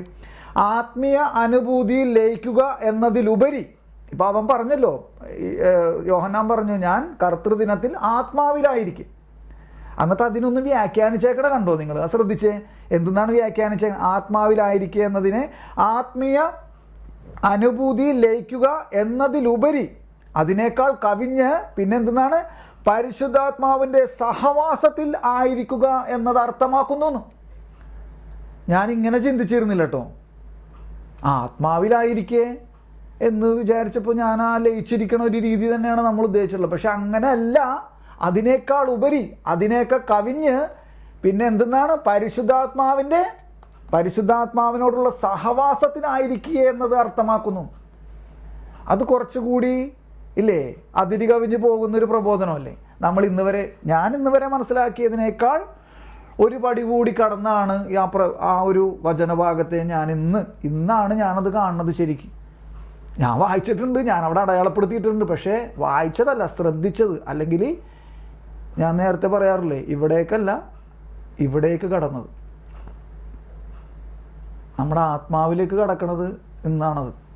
ഞാനത് അങ്ങനെ മനസ്സിലാക്കിയത് ഇന്നാണ്. മനസ്സിലായി? ആത്മാവിലായിരിക്കുക എന്ന് പറയുമ്പോൾ നമ്മളല്ലേ ലയിച്ചിരിക്കുക എന്നുള്ളൊരു രീതിയാണ്. പക്ഷെ അതിനേക്കാളൊക്കെ അതിരി കവിഞ്ഞ അതൊക്കെ കടന്നു പോവും. എന്തെന്നാണ് ആത്മാവിലായിരിക്കുക എന്ന് പറഞ്ഞാൽ? പരിശുദ്ധാത്മാവുമായി സഹവാസത്തിലായിരിക്കും എന്നത് അർത്ഥമാക്കുന്നു എന്നതിന്. അങ്ങനെ അർത്ഥമാക്കണമെന്നതിന്. മനസ്സിലായോ? അപ്പോൾ ഈ പഠന ബൈബിളിൻ്റെ ഒരാവശ്യകത നോക്ക്. നമ്മളെപ്പോലത്തെ ആൾക്കാർക്ക് ഇതൊക്കെ അങ്ങനെ പെട്ടെന്ന് മനസ്സിലാവണേ. പ്രത്യേകിച്ച് വെളിപാട് പുസ്തകം ഭയങ്കര കോംപ്ലിക്കേറ്റഡ് ആണ്. ഇപ്പം ഇനി ഇവിടെ 4 ജീവികൾ, പഴയ ആൾക്കാർക്കൊക്കെ അറിയാം 4 ജീവികളെന്ന് നമ്മളിപ്പോൾ നേരത്തെ വായിച്ചോ ഇല്ലയോ? 4 ജീവികളെന്ന് വായിച്ചോ ഇല്ലയോ? യോഹന്നാൻ്റെ സുവിശേഷത്തിൽ അവിടെ ഈ 4 ജീവികൾ ഞാൻ നിങ്ങൾക്ക് വാട്സപ്പിൽ ഇട്ടിരുന്നു അല്ലേ? നമ്മുടെ ഗ്രൂപ്പിൽ വാട്സപ്പിൽ ഇട്ടിരുന്നു. എന്തൊക്കെയാണ് അത്? പറക്കുന്ന സിംഹം, ചിറകുള്ള സിംഹം അല്ലേ? പിന്നെ എന്തെന്നാണ്?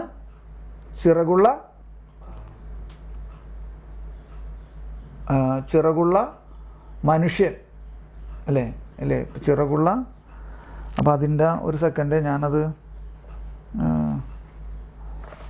നിങ്ങൾ ഈ സീറോ മലബാർ രീതിയിലുള്ള ദൈവാലയങ്ങളിൽ ചെല്ലുമ്പോഴേ ഇത് ഒരു പക്ഷേ അവിടെ എഴുതി വെച്ചിട്ടുണ്ടാവും. മനസ്സിലായോ? ഇപ്പം നിങ്ങൾ ഈ പഠന ബൈബിൾ എടുത്തേ, പഠന ബൈബിൾ ഉണ്ടല്ലോ നിങ്ങളുടെ കയ്യിൽ. അപ്പം അതിൽ ഇത് കണ്ടോ? ആദ്യമേ തന്നെ മത്തായിയുടെ സുവിശേഷം എന്ന് പറഞ്ഞിട്ട് തുടങ്ങുമ്പോൾ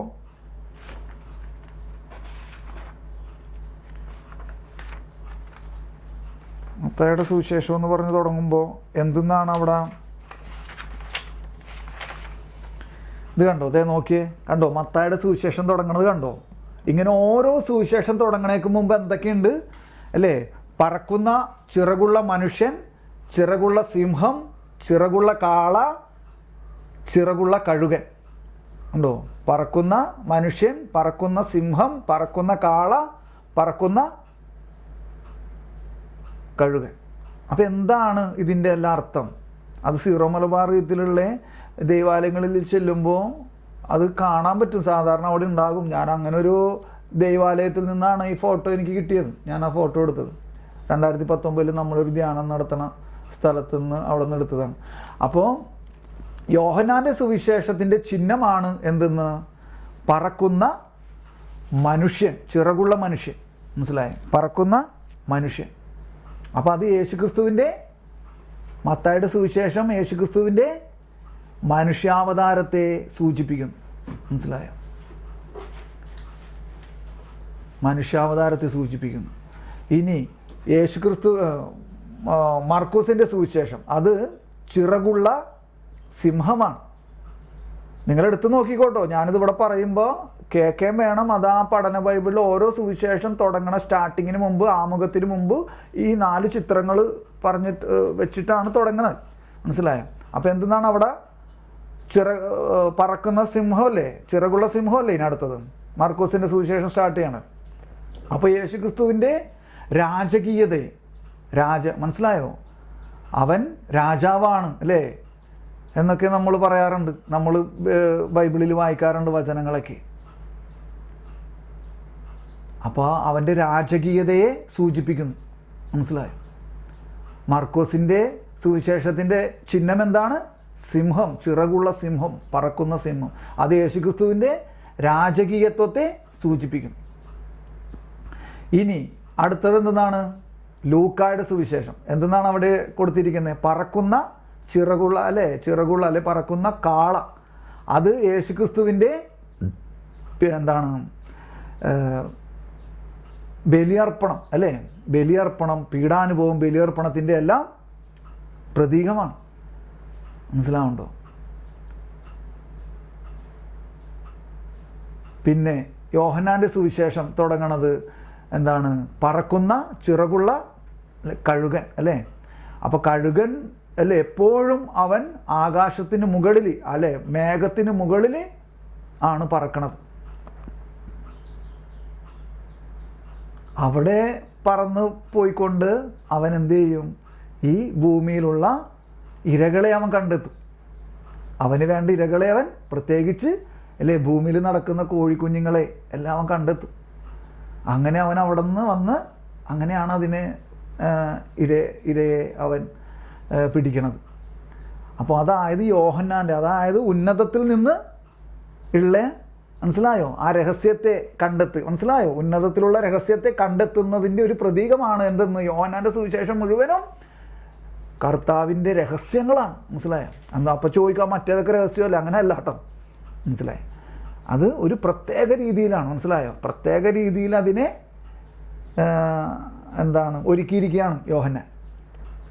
അപ്പം അതിൻ്റെ കർത്താവിൻ്റെ രഹസ്യങ്ങളെ അല്ലെങ്കിൽ ദൈവിക രഹസ്യങ്ങളുടെ ഒരു നിലവറ കൂടിയാണ് യോഹന്നാൻ്റെ സുവിശേഷം.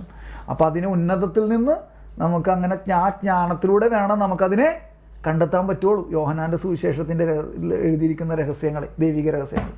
മനസ്സിലാവുണ്ടോ? ഞാനിപ്പോൾ ഇത് ചെറിയ വാക്കുകളിൽ അങ്ങനെ പറഞ്ഞതാണ്. മനസ്സിലായി? അപ്പം 4 ജീവികൾക്ക് 4 ജീവികളാണ്. ആ 4 ജീവികളെയാണ് ഈ പറയണത്. ഇപ്പോൾ വെളിപാട് പുസ്തകത്തിൽ പറഞ്ഞില്ലേ 24 ശ്രേഷ്ഠന്മാർ 4 ജീവികളും ആമേനെന്ന് പറഞ്ഞു എന്നൊക്കെ. പറഞ്ഞോ ഇല്ലയോ? മനസ്സിലാവുണ്ടോ? ശ്രദ്ധിച്ചായിരുന്നോ നിങ്ങൾ?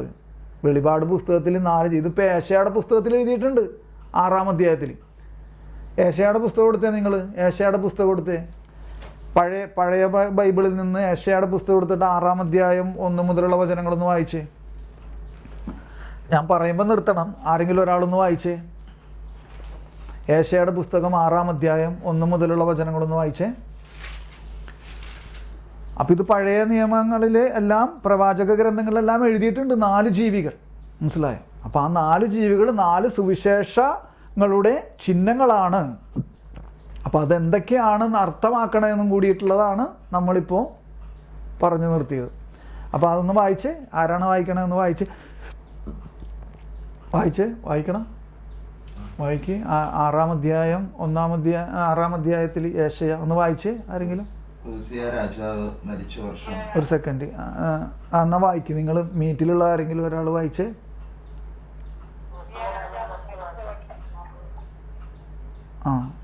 ലൈല ചേച്ചി വായിച്ചു.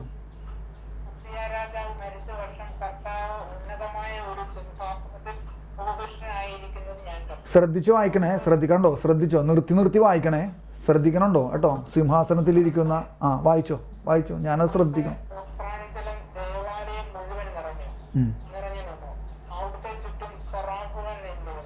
അവയ്ക്ക് 6 വിറകുകൾ വീതം ഉണ്ടായിരുന്നു. 2 ചിറകുകൾ കൊണ്ട് മുഖവും 2 എണ്ണം കൊണ്ട് പാദങ്ങളും അവ മറച്ചിരുന്നു. 2 ചിറകുകൾ പറക്കാനുള്ളവയായിരുന്നു. അവ പരസ്പരം ഉദ്ഘോഷിച്ചുകൊണ്ടിരുന്നു, പരിശുദ്ധൻ പരിശുദ്ധൻ, സൈന്യങ്ങളുടെ കർത്താവ് പരിശുദ്ധൻ, ഭൂമി മുഴുവനും അവിടുത്തെ മഹത്വം നിറഞ്ഞിരിക്കുന്നു. അവയുടെ ശബ്ദഘോഷത്താൽ ഭൂമുഖത്തിന്റെ അടിസ്ഥാനങ്ങൾ ഇളകുകയും ദേവാലയം ധൂമപൂരിതമാവുകയും ചെയ്തു. ഞാൻ പറഞ്ഞു, എനിക്ക് ദുരിതം, ഞാൻ നശിച്ചു. എന്തെന്നാൽ ഞാൻ അശുദ്ധമായ അധരങ്ങൾ ഉള്ളവരും അശുദ്ധമായ അധരങ്ങൾ ഉള്ളവരുടെ മധ്യേ വസിക്കുന്നവരുമാണ്. എന്തെന്നാൽ സൈന്യങ്ങളുടെ കർത്താവായ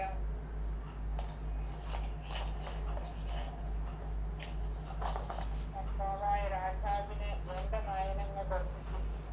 അപ്പോൾ സെറാഫുകളിലൊന്ന് ഈ വായിക്കണ വചനം ശ്രദ്ധിച്ചോട്ടോ, ഈ വായിക്കണ വചനം ശ്രദ്ധിച്ചോ. അപ്പോൾ സെറാഫുക്കളിലൊന്ന്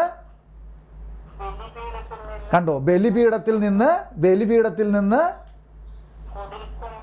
കൊടിൽ കൊണ്ടെടുത്ത കണ്ടോ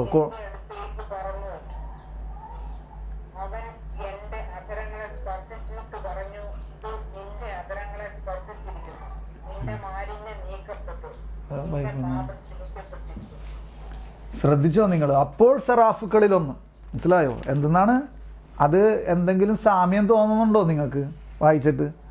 ഏശയ 6-ാം അധ്യായത്തിൽ ആ 4 അല്ലേ, എത്രാമത്തെ വചനമാണത്? 6-ാമത്തെ അധ്യായത്തിൽ 6-ാമത്തെ വചനം എന്തെന്നാണ്? അപ്പോൾ സെറാഫുക്കളിലൊന്ന് ബലിപീഠത്തിൽ നിന്ന് കൊടിൽ കൊണ്ടെടുത്തൊരു തീക്കനൽ. ആ തീക്കനലാണ്, ആ തീക്കട്ടയാണ് യേശുവിൻ്റെ മഹത്വീകൃതമാക്കപ്പെട്ട തിരുശരീരമായിട്ട് നമ്മൾ ഇന്ന് ഭക്ഷിക്കണത്. മനസ്സിലായോ? അപ്പോൾ സെറാഫുക്കളിലൊന്ന് ബലിപീഠത്തിൽ നിന്ന് കൊടിൽ കൊണ്ടെടുത്തൊരു തീക്കനലുമായി എൻ്റെ അടുത്തേക്ക് പറന്നു വന്നു. ഇപ്പൊ നമ്മൾ ഈ ഏശയുടെ പുസ്തകം 6-ാം അധ്യായം 1 മുതൽ വായിച്ചത് ഇത് ലിറ്റർജി അല്ലേ? ഈ വിജയസഭ, സ്വർഗീയ സഭയിൽ നമ്മൾ സ്വർഗീയ ആരാധനയിൽ കണ്ട കാര്യങ്ങളല്ലേ ഇവിടെ എഴുതിയേക്കണേ? മനസ്സിലാവുണ്ടോ? അപ്പോൾ സെറാഫുക്കളിലൊന്ന് ബലിപീഠത്തിൽ നിന്ന് കൊടിൽ കൊണ്ടെടുത്ത ഒരു തീക്കനലുമായി. ഇപ്പൊ സീറോ മലങ്കര റീതിയിലൊക്കെ വിശുദ്ധ കുർബാന സ്വീകരണം തീക്കട്ട എന്നും കൂടി ഉച്ചരിച്ചുകൊണ്ടാണ് വിശുദ്ധ കുർബാന സ്വീകരിക്കാനായിട്ട് നമുക്ക് ഓരോ വിശ്വാസികളുടെയും അധരത്തിലേക്ക് നൽകുന്നത്. നമ്മുടെ മാമുദീസ പേര് വിളിക്കും, എന്നിട്ട് എന്ത് ചെയ്യും? തീക്കട്ട.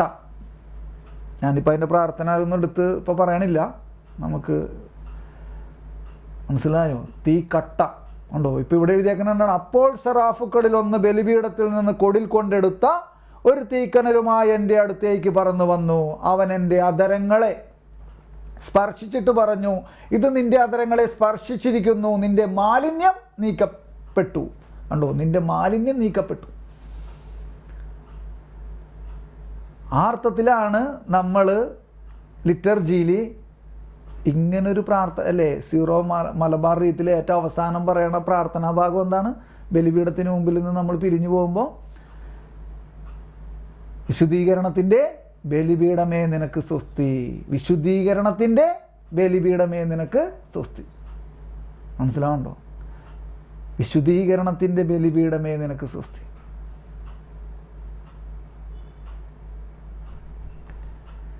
ഇത് നിന്റെ അധരങ്ങളെ സ്പർശിച്ചിരിക്കുന്നു, നിന്റെ മാലിന്യം നീക്കപ്പെട്ടു, നിന്റെ പാപം ക്ഷമിക്കപ്പെട്ടിരിക്കുന്നു.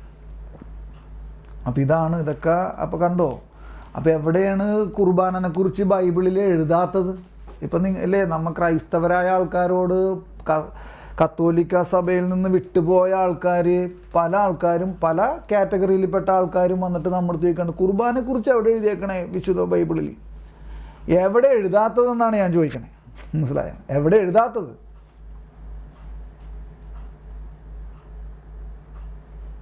അക്ഷരാർത്ഥത്തിൽ വെറുതെ ഓരോ കാര്യങ്ങൾ മനസ്സിലാക്കി പോകും.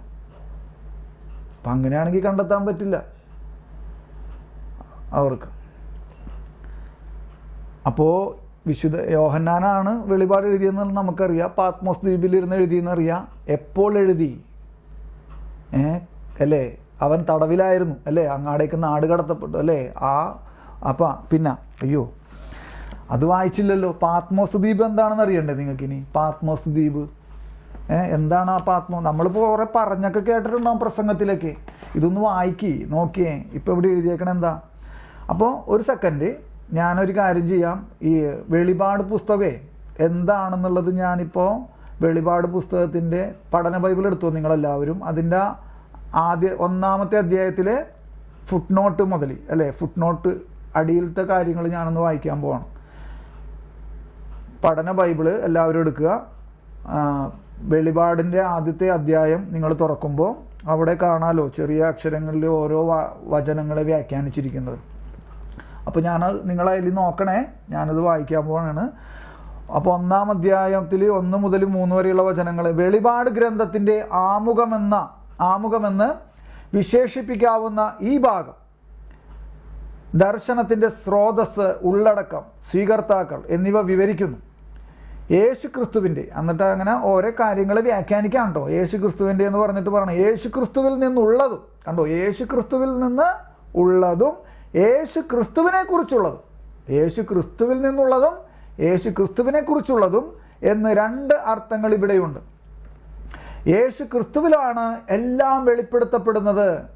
കണ്ടോ, യേശു ക്രിസ്തുവിലാണ് എല്ലാം വെളിപ്പെടുത്തപ്പെടുന്നത്. ഇനി മറ്റൊരു വെളിപാട് ഇല്ല എന്ന് സഭ പഠിപ്പിക്കുന്നു. അപ്പം മനസ്സിലായോ? നമ്മളെപ്പോഴും പറയണം അവിടെ പ്രത്യക്ഷപ്പെട്ടു, ഇവിടെ ഇന്നാൾ പ്രത്യക്ഷപ്പെട്ടു, ഇവിടെ പ്രത്യക്ഷപ്പെട്ടു, പുതിയ വെളിപാടുണ്ടായി, പുതിയ രഹസ്യം പറയണമെന്നൊക്കെ പറഞ്ഞിട്ട്. അപ്പം ഇവിടെ പറയണം എന്താ, യേശു ക്രിസ്തുവാണ് അവസാന വെളിപാട്. അവനിലൂടെയാണ് എല്ലാം വെളിപ്പെടുത്തപ്പെട്ടിരിക്കുന്നത്. ഇനി ഒരു വെളിപാട് വേറെ ഇല്ല എന്ന് സഭയുടെ പ്രബോധനങ്ങളെല്ലാം നമ്മളെ പഠിപ്പിക്കുന്നുണ്ട്. അത് മറ്റൊരു കാര്യം. ഇപ്പോൾ ഞാനിതിങ്ങനെ വായിക്കാം. ആത്യന്തികമായി യോഹന്നാൻ വിവരിക്കുന്നത് ക്രിസ്തു രഹസ്യം തന്നെ. കണ്ടോ, ക്രിസ്തു രഹസ്യം തന്നെയാണ് യോഹന്നാൻ വിവരിക്കുന്നത്. വെളിപാടിൻ്റെ സ്രോതസ്സും ഉള്ളടക്കവും യേശു ക്രിസ്തുവാണ് എന്ന് ചുരുക്കം. കണ്ടോ, വെളിപാടിൻ്റെ സ്രോതസ്സും ഉള്ളടക്കവും യേശു ക്രിസ്തുവാണ് എന്ന് ചുരുക്കം. എന്നിട്ട് വെളിപാട് എന്നുള്ള വാക്കിനെ വ്യാഖ്യാനിക്കണം. അപ്പോക്കാലിപ്സിസ്, അതായത് വെളിപാട് എന്ന മൂലഭാഷയിൽ ഈ ഗ്രന്ഥം ആരംഭിക്കുന്നത്.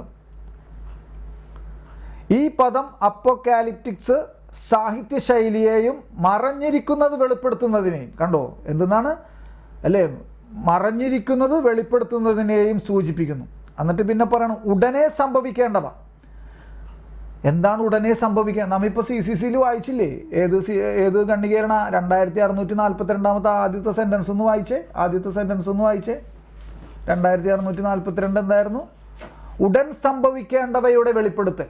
ഇനി വായിക്കണ്ട അല്ലേ, ഉടൻ സംഭവിക്കേണ്ടവയുടെ വെളിപ്പെടുത്തൽ എന്ന് പറഞ്ഞാൽ തുടങ്ങി. അപ്പോൾ ഉടൻ സംഭവിക്കേണ്ടവ എന്താ?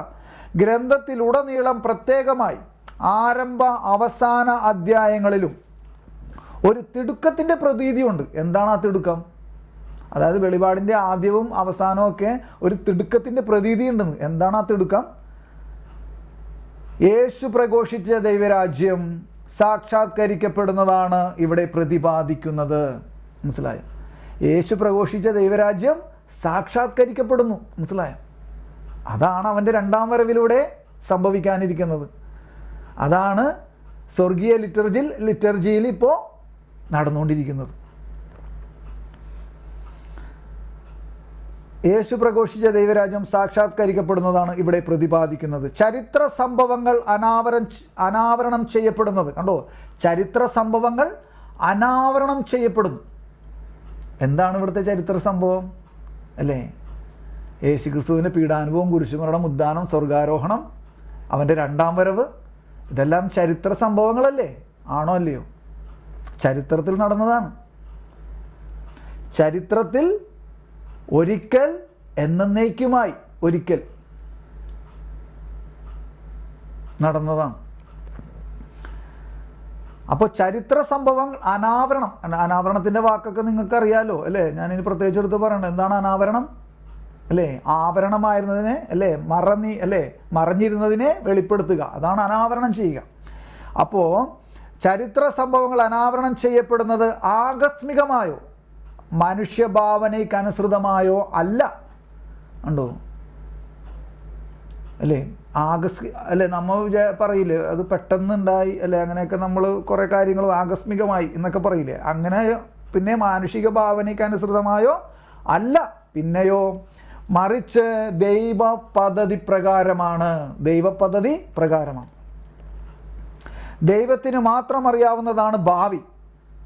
സംഭവിക്കേണ്ടവ ദൈവം യേശു വഴി വെളിപ്പെടുത്തുന്നു. കണ്ടോ, സംഭവിക്കേണ്ടവ ദൈവം യേശു വഴി വെളിപ്പെടുത്തുന്നു. മനസ്സിലാവുണ്ടോ? യേശു വഴിയാണ് ദൈവം പിതാവ് വെളിപ്പെടുത്തുന്നത്. ഇനി അതുപോലെ തന്നെ സാക്ഷ്യം നൽകി എന്നുള്ള ആ വാക്കിലേക്ക്, അതിൻ്റെ അടിയിലോട്ട് ഇങ്ങോട്ട് വരുമ്പോൾ സാക്ഷ്യം നൽകി എന്നുള്ള ചെറിയ വാക്ക് കണ്ടോ. യോഹന്നാന്റെ സുവിശേഷത്തിൽ എന്ന പോലെ വെളിപാട് ഗ്രന്ഥത്തിലുള്ള ഒരു മുഖ്യ പ്രമേയമാണ് സാക്ഷ്യം. അനുഭവിച്ചറിഞ്ഞ യേശുവിന് സാക്ഷ്യം നൽകുന്നതിന് സുവിശേഷം ഊന്നൽ കൊടുക്കുമ്പോൾ ക്ലേശങ്ങൾ സഹിച്ചും ജീവൻ ത്യജിച്ചും നൽകുന്ന സാക്ഷ്യത്തിന് വെളിപാടിൽ കൂടുതൽ പ്രാധാന്യം കൊടുത്തിരിക്കുന്നു. അതാണ് നമ്മൾ 2642 വായിച്ചില്ലേ, പ്രവാചകന്മാരും വിശുദ്ധരും അല്ലേ.